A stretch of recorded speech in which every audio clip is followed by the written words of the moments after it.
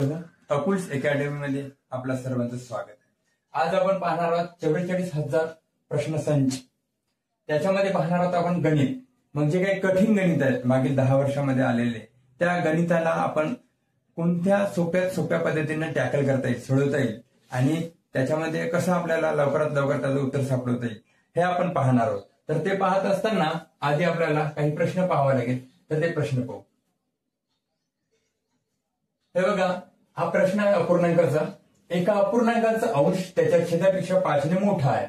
अंश व छेद यांच्यामध्ये प्रत्येकी 4 मिळवल्यास 6/5 हा अपूर्णांक मिळतो। तर तो अपूर्णांक काढा। खूप सोप्या पद्धतीने याला x y ह्या अशा कोणत्याच पद्धतीने जायचं नाही, सरळ सरळ जे आपल्याला ऑप्शन मधून जायचं आहे। ऑप्शन मध्ये दिलेले आहे 26, 21, 11, 6, 55, 49, 12, 7। याच्यामध्ये काय करायचं आपल्याला, अंश आणि छेद याच्यामध्ये प्रत्येकी 4 मिळवायचा आहे। जर 26 मध्ये जर 4 मिळवला तर 30 होत आहे, 21 मध्ये जर 4 मिळवला तर 25 होत आहे। म्हणजे 26 मध्ये 4 जर मिळवला तर 30 होत आहे आणि 21 मध्ये जर 4 मिळवला तर 25 होत आहे। याचा अर्थ 6, 5, 5 छक्क 30 आणि 5 5 25, म्हणजे 6 आणि 5 हा उत्तर आपल्याला दिसत आहे।